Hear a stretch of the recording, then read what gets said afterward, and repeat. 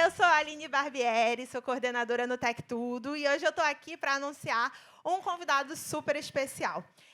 Antes, com o objetivo de expandir aqui a acessibilidade para a nossa audiência, eu vou fazer minha autodescrição. Então, eu sou uma mulher branca, tenho cabelos roxos, ondulados, olhos castanhos, estou vestindo uma calça jeans e uma blusa marrom. E eu preciso confessar que eu odeio acordar cedo. Eu também odeio segundas-feiras. E eu dou boa noite quando eu assisto ao Jornal Nacional. Já deu para entender do que eu estou falando?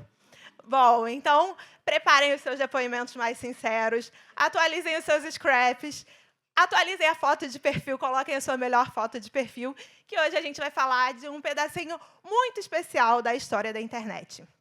Quando eu entrei no Tech Tudo, lá em 2016, o Orkut já tinha encerrado as suas atividades há quase 2 anos. Mas eu sempre me impressionei com a forma como os nossos leitores sempre se interessaram pelos conteúdos, relembrando o sucesso da rede social, bem como os tutoriais ensinando a recuperar as fotos da galeria. E até hoje, quando surge algum boato de que o Orkut vai voltar, a galera fica super curiosa e a gente tem que ir atrás para confirmar se realmente é verdade. A partir da minha percepção, eu diria que o Orkut foi a rede social de maior sucesso no Brasil. Além da vanguarda no ambiente digital, a rede social apresentou o conceito de comunidade, e nós, brasileiros, adoramos, né? Se hoje nós somos um dos públicos mais engajados das redes sociais do mundo, eu ousaria dizer que parte dessa cultura nasceu no Orkut, entre scraps, depoimentos e gifs piscando.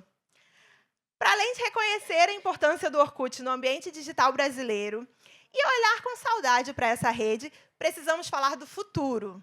E ninguém melhor para falar da criatura do que o criador, né? Em um momento em que vivemos presos ao gesto automático de rolar e rolar a tela, ele traz uma reflexão super urgente e necessária. Como recuperamos a conexão na era do scroll? Ele, que no meu ranking é 100% sexy, 100% legal e 100% confiável. Vocês já viram que eu poderia passar a tarde inteira aqui fazendo referências, né? Para encerrar o Voices 2025, eu chamo com muito prazer o criador da rede social Orkut, Orkut Büyükkökten.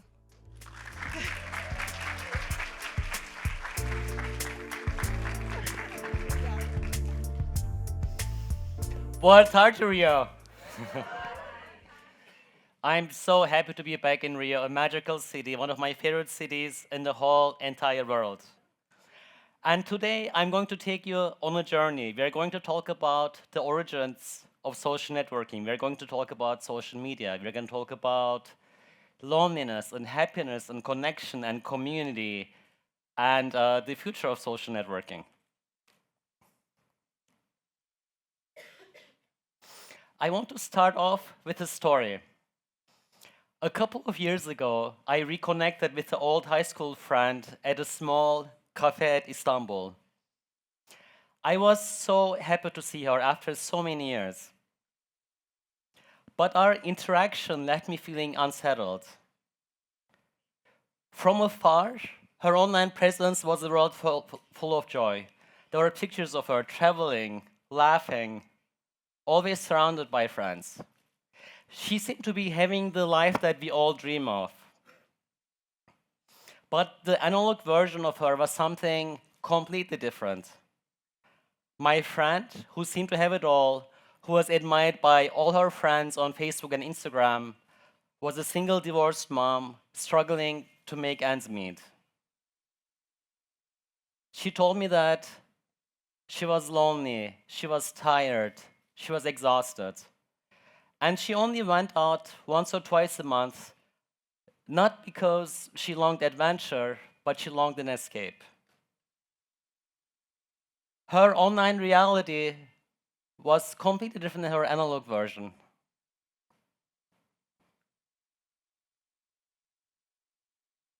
What the story of my friend tells us is that social media is not what it's made up to be. We craft perfect version of ourselves while our struggles remain in the shadows. And by doing so, we create a world where everyone looks happy, except the one staring at the screen, wondering why their life doesn't measure up. You see, loneliness doesn't come from being alone, it comes from feeling less than. By believing that while the world is moving forward in celebration, we are left behind. And the truth is, there is no filter that can hide the loneliness inside us. There is no created post that can replace connection. The more we chase the perfect illusions of ourselves, the further we drift away from the one thing that truly matters. The simple, imperfect, beautiful reality of our own lives. So today I would like to reflect on how we got here. What happened to social networking, an industry I had a direct hand in creating. Over a decade ago, I was the idealistic student at Stanford. I noticed that most of my friends made friends with people in their immediate vicinity, their dorms and fraternity houses. And those people became the friends they maintained the rest of college, even the rest of their lives. It seemed such a limited, circumstantial way to meet people. I made most of my friends through friends of friends. I connected with people around shared interests, passions, and experiences. And with that reflection, I decided to create a social network on campus. It was called Club Nexus. This was before there was Friendster, MySpace, Orkut.com, or Facebook. So Club Nexus inspired Friendster, which inspired Facebook in turn. When I was about to graduate, I created another social network in Circle for the Stanford alumni. After Stanford, I joined Google as a software engineer. I took advantage of their policy that allowed engineers to spend 20% of their time pursuing personal projects. So I started building a social network to give everyone in the world the opportunity to connect. The opportunity I had given to my peers at Stanford. I was the only engineer, I was the only designer. I even drove to data centers to set up the Windows servers. And after I tinkered on it for a while, Eric Schmidt, who was the CEO of Google at the time, and Marissa Mayer decided to support a public launch with the name Orkut, or you call Orkuchi, in recognition of the creator. It would be an understatement to say that social networking has gone through profound changes since then. What we call social media today is dramatically different from the early days of Orkut. What I envisioned, a place of authentic connections between people, of new friendships and communities, turned into something completely different. On social media today, influence overshadows intimacy, and connection is replaced by spectacle. So if we had to turn the clocks back to when this all started to happen, we should look at early 2009 when Facebook introduced the like button. The same year, Twitter introduced the retweet button. Chris Wetherell, the engineer behind that feature, later regretted its impact, saying, "We have just given a 4-year-old a fully loaded weapon." And soon after, Facebook launched a similar feature, the share button. At the time, it didn't seem dangerous. Actually, it seemed like a good idea. But when we look back, we see what we have missed. We thought we were making it easier to connect, but we made attention the currency of our social lives.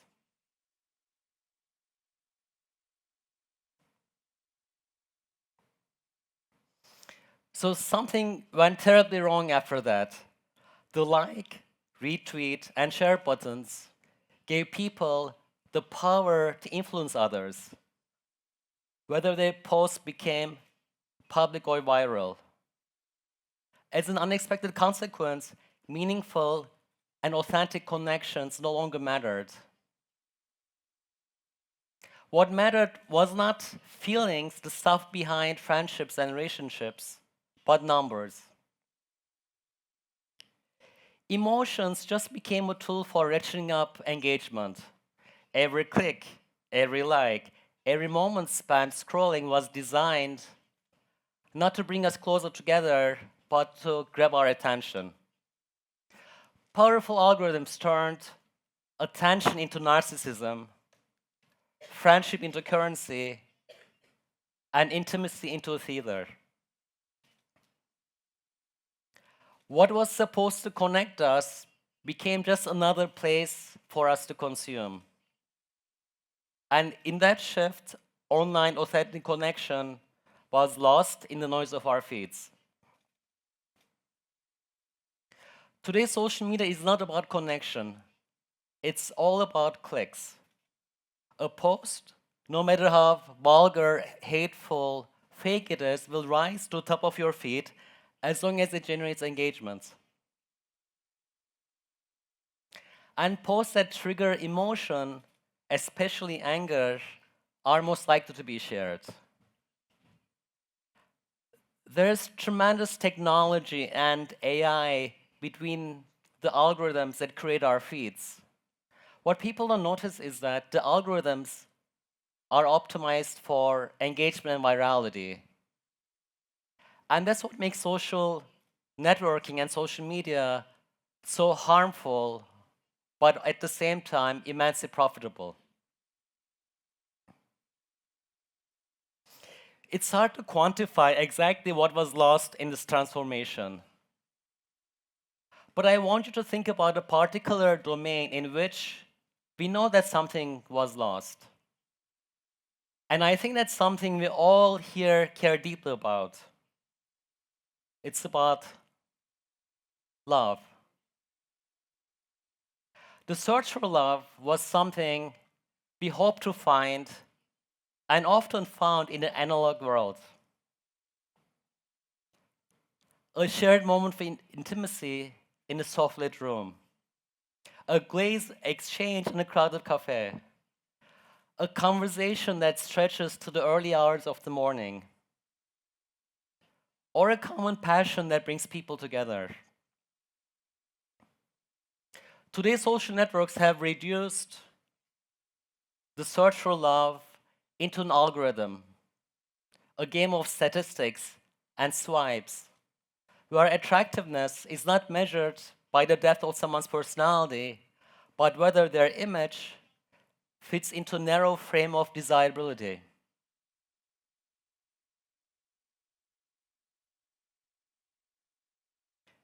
The data from dating apps is both revealing and heartbreaking.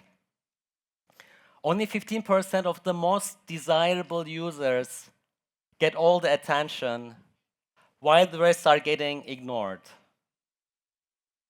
So we created a system where 85% of users don't get swipes at all, whether it's Tinder, whether it's Hinge. And we are particularly susceptible to rejection on these platforms. The most desirable among us are so inundated with messages that feel overwhelmed. At the same time, the rest of us feel disposable, commodified, and reduced to a score. So unless you have a specific, traditionally attractive look, you just don't do well on dating platforms. Dating apps are cruel mirrors reflecting not love, but loneliness. The dating platforms that promise us endless possibilities have left many of us feeling unseen and invisible. So no wonder then there is a new trend with younger generation who are deleting these apps. This rebellion is led by Gen Z, who are turning away from the meaningless pursuit. They're looking for something more meaningful, something deep. They long for the short, serendipitous moments of connection that algorithms cannot create. Although this is a hopeful development, the dilemma that the online dating culture exemplifies is here to stay with us.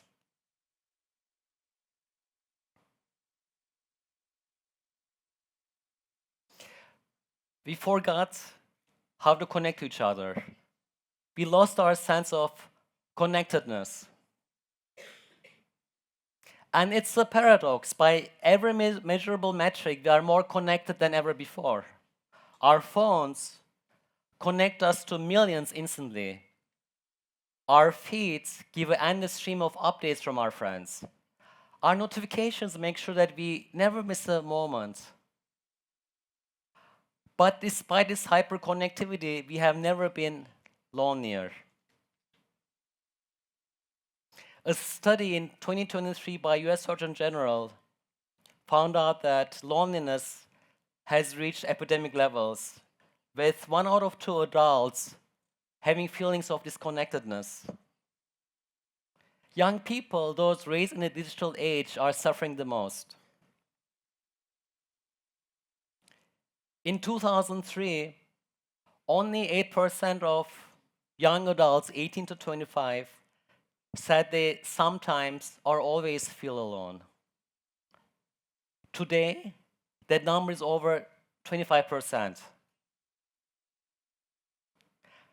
And loneliness is not just an emotional state, it has profound physical effects. It increases the risk of heart disease, stroke, premature death. Researchers compare loneliness to smoking 15 cigarettes a day. So we created a world where you can reach anyone, anywhere, at any place. But during that process, we forgot how to reach each other. And there's another troubling trend with young people who are having less sex, less romance, and fewer relationships than any generation in modern history. In 1990s, only 14% of people aged 18 to 30 said they never had sex in the past year. In 2018, that number doubled to 28%. So what does it mean? If there are 300 people in this audience, 100 of them hasn't had sex the past year. And men are leading the decline. Even though the reason for this is very complex, researchers are pointing to digital distraction, the rise of social media, and the gamification of dating into an app of swipes. There's another statistics I just recently read. 70% of men between late 20s and early 30s never asked a girl out in real life. Can you imagine? The data reveals a lot. When social networks replace real-world interactions, and when online validation takes precedence over our well-being, we lose something fundamental. The very platforms that promise to bring us closer together are making love and intimacy harder to find. And unless we change course, we risk a future where connection of any kind, whether it's platonic, familiar, or romantic, will be a rare exception rather than the norm.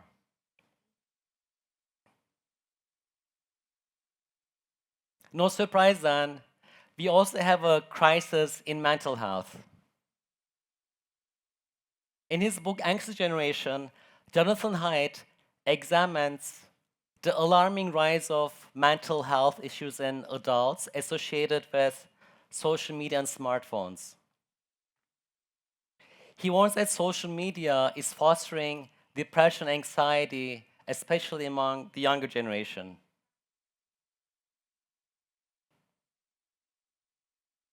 According to Haidt, something fundamentally changed in 2010 when social networks started replacing real-world socialization.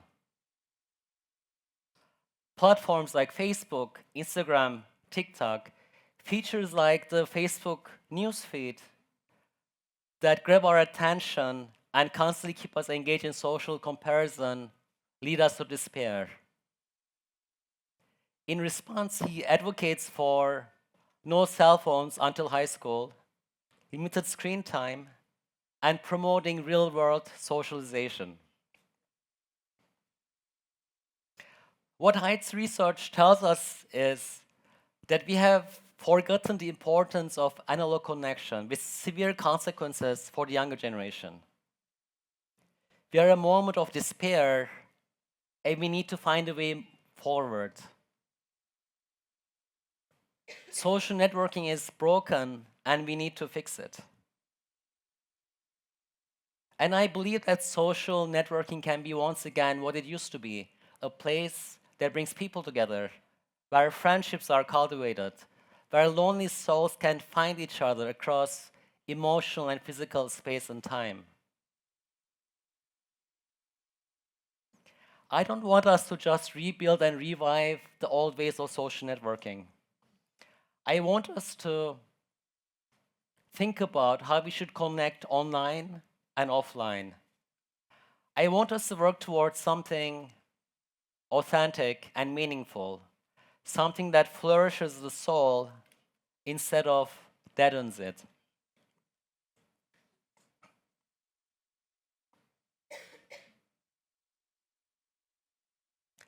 We all need to connect.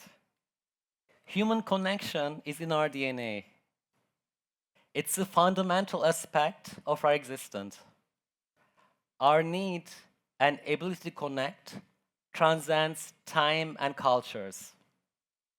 Connection is what binds societies together and creates the basis of our relationships, communities, and even our personal identities. Connection also impacts social capital, which is different than physical capital that refers to physical objects, and human capital, which refers to the things that we own. Social capital refers to the social networks and the forms of trust and reciprocity that grows from them.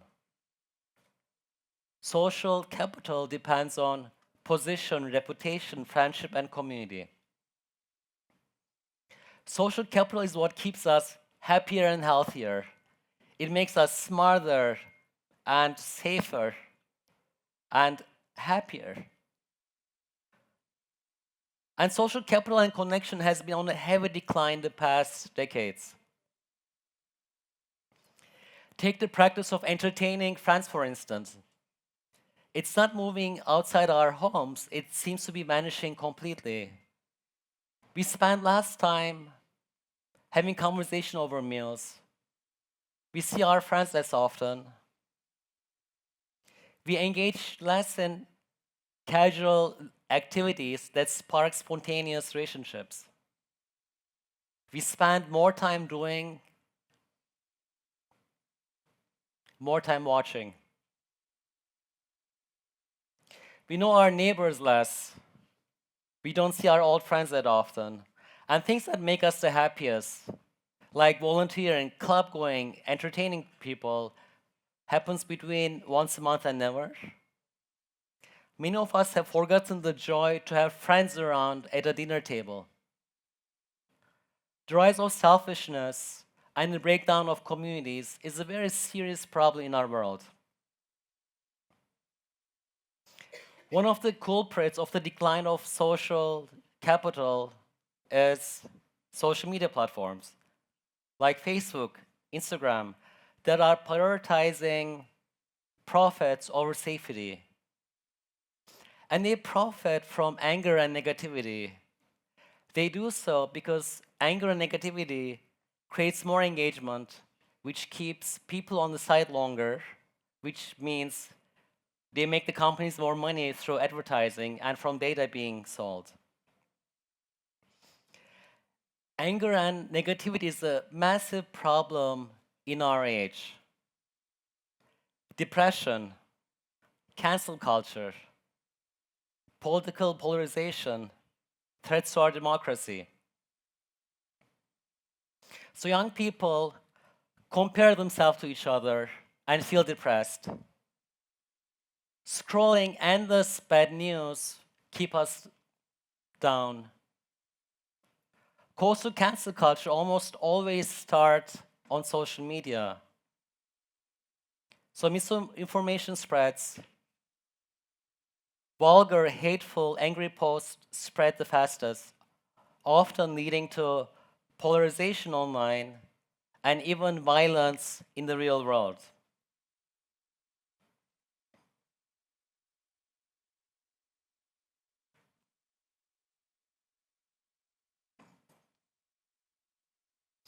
What this tells us is that we have forgotten the most important lesson of all: the importance of analog connection. How a seemingly random and seemingly meaningless encounter can lead to something more. Analog connection is hard because analog connection demands something that digital connection does not: our full presence. To truly connect in real life, we have to make ourselves vulnerable in real time. There is no delete button in a conversation. There is no time to carefully craft a response. We have to risk awkward silences and missteps and misunderstandings. We need to sit uncomfortably, adjust to body language and shifting tones. A text can be ignored, a message can be left unseen, but when you're face to face, you have to engage. Digital connection, on the other hand, lets us retrieve whenever we feel like it. It lets us treat humans as objects rather than embracing them for their personality. And by doing so, it rewires our brains in how we approach relationships. Not something we maintain and create over time, but something transactional, something optimized for efficiency, and something can be discarded whenever we feel like it. Maybe a real connection is about being open to it, our willingness to put ourselves out there. Now that I think about it, it's a willingness to be vulnerable. It's our willingness to lose something. As humans, we have a tendency to avoid loss. In behavioral economics, it's called loss aversion. So when you score the negative value of a loss, you tend to score it a lot higher than the positive value of a reward. So what does that mean? When you lose 100 reais, it feels like you lost 200 reais. But if you win 100 reais, it feels like you only won 50. And maybe we treat relationships and connections the same way. Maybe we underestimate the reward of a new connection and we overestimate the cost of a rejection. Maybe when we meet someone new, we feel that we might lose something along the way, something deep, something limitless. And not meeting anyone is always a way of living, but a way we'll definitely regret. And at the end, the loss is not just the shame or fear of rejection, it's the lost opportunity to create a new connection. We lose the weight, the depth, the reality of being truly known. There's no substitute for the way that the air fills the space between two people when they laugh. Or the way a conversation meanders through the unexpected, creating a sense of understanding that algorithms cannot create. And the loss is not just emotional, it's neurological, psychological, and existential.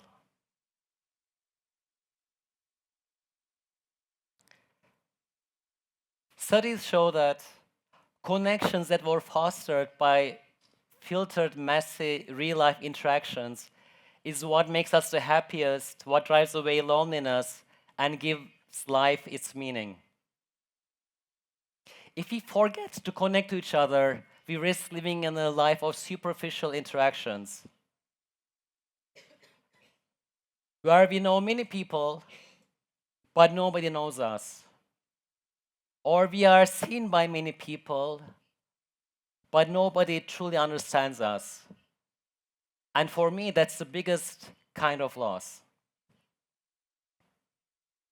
Analog connection is hard. And analog connection is hard because of how digital connections are commodifying our bodies and relationships and our attention.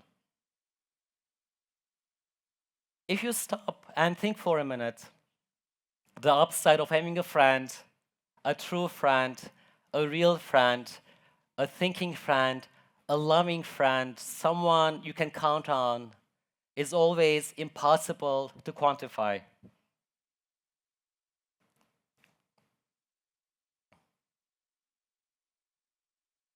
We need to rescue social networking from the social media platforms.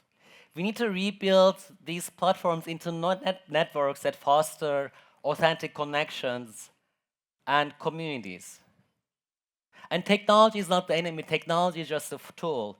We need to use it more wisely and more humanely. We can reverse the negative trajectory of social networking. Despite my grief of what social networking has begun, I still believe that the internet is a space to change ourselves for the better. What I remember most hopeful about Orkut.com is how people made new friends online, how they found friends and romantic relationships in the real life, how people fell in love and got married and created families.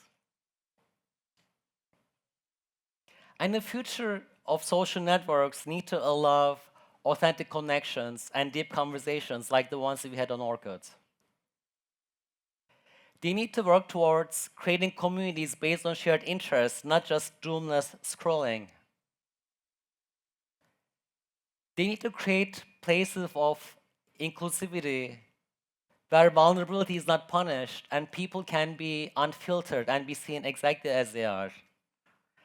And they need to allow the serendipity that comes from real life interactions, the messy, unfiltered interactions.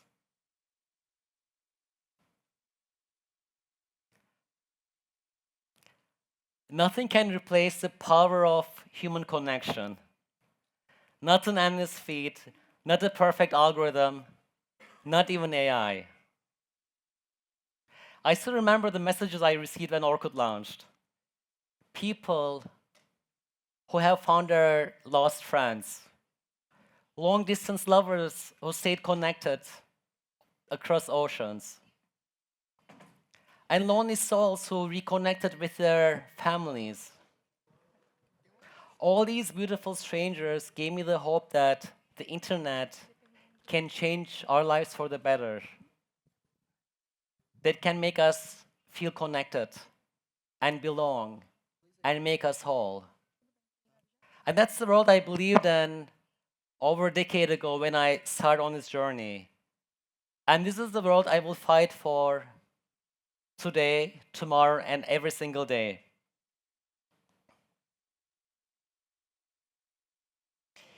If we choose connection over clicks, if we choose connection over clicks over and over again, maybe we can change the rules of social media. Maybe we can create something truer, deeper, something new. We can create something that's not just written by code, but with compassion, care, and common humanity. Obrigado.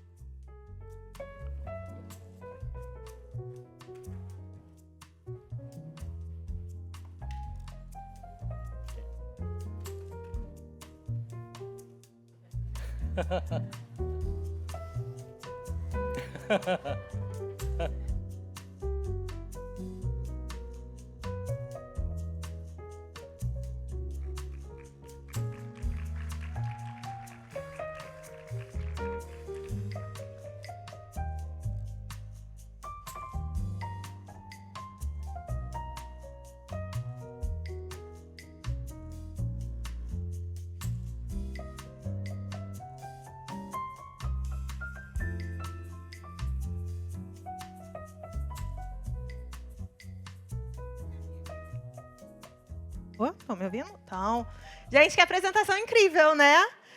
Tivemos um dia incrível com vários conteúdos, provocaram muitas reflexões na gente, questionamentos e, principalmente, muitas trocas uns com os outros, né? E a gente encerra da melhor maneira possível, com o Orkut nos chamando justamente para recuperar as nossas conexões. Eu quero agradecer demais a cada palestrante que passou por aqui hoje para compartilhar os seus conhecimentos, trazer desafios, provocações. Quero agradecer aos nossos patrocinadores, agradecer a todo mundo que trabalhou aqui para colocar esse evento de pé e agradecer a cada um de vocês que veio aqui disposto a ouvir, participar. E eu espero que a gente saia daqui com a cabeça cheia de ideias e com a sensação de que dá, sim, para construir um futuro mais tecnológico, mais inteligente e, principalmente, mais humano e inclusivo. E para a gente encerrar o Voices, essa primeira edição, que foi um sucesso, para a gente encerrar em grande estilo, a gente vai ter um super show do Pedro Mussum, lá no Pilotis, lá embaixo, a partir das 17 horas. Então, aproveitem e até a próxima.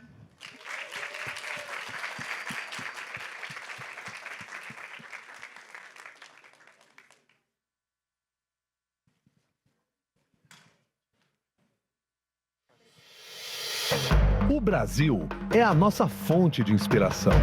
Acreditamos